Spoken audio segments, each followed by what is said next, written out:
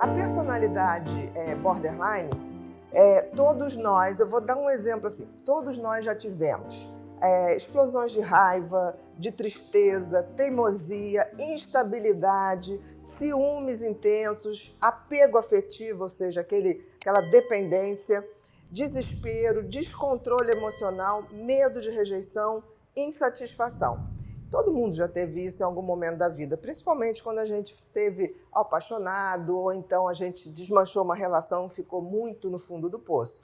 Ok, todo mundo já teve isso. Mas quando esses comportamentos disfuncionais são frequentes, intensos e persistentes e geram um padrão existencial que dificulta a adaptação do indivíduo em seu ambiente social e a sua convivência interpessoal, aí a gente pode dizer que a gente está diante de uma personalidade borderline. Eles nascem de uma maneira de ser e existir que eles estão sempre à borda do descontrole, estão sempre à borda da instabilidade. É como se ele fosse uma pessoa que capotasse nas suas emoções. Se lembra quando eu falei ou dei curso ou aula sobre transtorno de personalidade psicopática? Que eu falava assim, pensem que um psicopata é aquela pessoa que tem 100% razão e zero emoção. Claro que a gente nunca tem esse número exato, mas só para ter um pensamento. Agora pensa ao contrário, quase 100% emoção e quase zero razão. Esse é o borderline.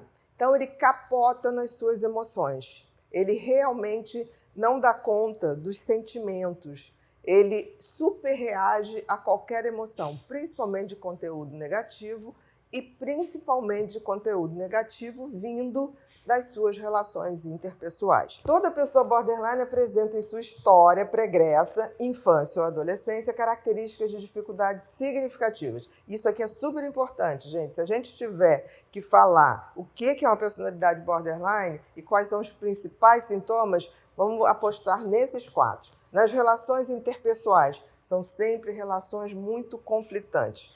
Quanto mais a pessoa tem intimidade, mais o conflito vai aparecer. Por quê? Porque mais o border depende daquela pessoa para se sentir inteiro, então ele vai precisar muito mais do outro e vai cobrar muito mais do outro. E é tão interessante que o border entra na vida de qualquer pessoa como uma pessoa extremamente agradável, extremamente inteligente, são todos muito inteligentes, a mesma intensidade que eles têm de depender dos outros, eles têm a intensidade também de estudar. Quando um border resolve estudar uma coisa, ele vai ser muito bom naquele assunto. E muitas vezes essa motivação para estudar um assunto é a paixão que ele tem por alguém que é envolvido, por exemplo, com um assunto. Vamos supor que o border se apaixone por alguém que é leitor da Bíblia. O border vai ser capaz de ler a Bíblia e saber de detalhes da Bíblia que nem a pessoa que era a mais estudiosa tem capacidade de fazer. E ele faz isso motivado pela questão de conquistar aquela pessoa e ter aquela pessoa ao seu lado. Então ela vai se tornando fluida nos seus gostos, nos seus estudos, para poder ter. O grande problema é que depois que ele sente que a pessoa está simpática a ela ou está com ela acaba entrando em desespero com medo de perder. Na parte de conquista, é tranquilo, porque ela ainda não tem, então não tem o medo de perder. Então começa o medo, o desespero. E aí começa uma outra face, toda aquela magia, aquele encanto que o border despertou por quem ele se apaixonou, começa a cair, porque aquela pessoa tão segura, tão interessante, começa a se mostrar uma pessoa desesperada, descontrolada, para não perder. Quanto maior o desespero para não perder, maior a chance de perder, porque ele começa a querer controlar a vida do outro, a saber tudo, a não dar espaço, e aí o que mais ele teme e o que mais ele tenta evitar, o abandono, acaba acontecendo. O grande problema do border são as relações. Eu acho que todo ser humano tem o desafio de ter boas relações, não só com quem a gente quer se colar ou quer se viver, mas também com todo mundo. Se a gente puder ter melhores relações, o mundo todo ganha com isso. E aí você vai falar assim, mas o que o border tem para ensinar para a gente? Tudo.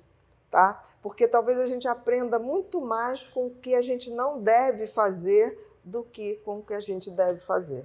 As pessoas mais bem-sucedidas na vida tiveram nos seus erros os momentos de melhor aprendizado.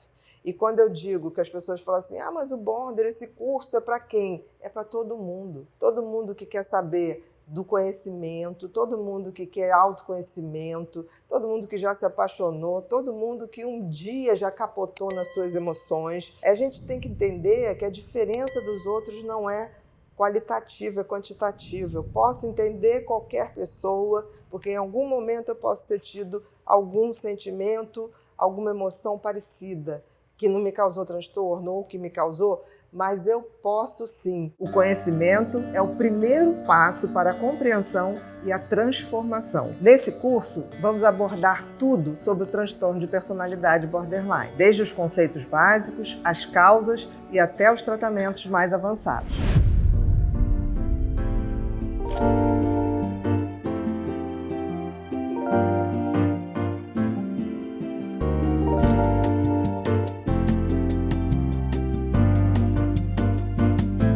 Eu estou ansiosa para começar essa jornada de aprendizado com você. Vamos lá?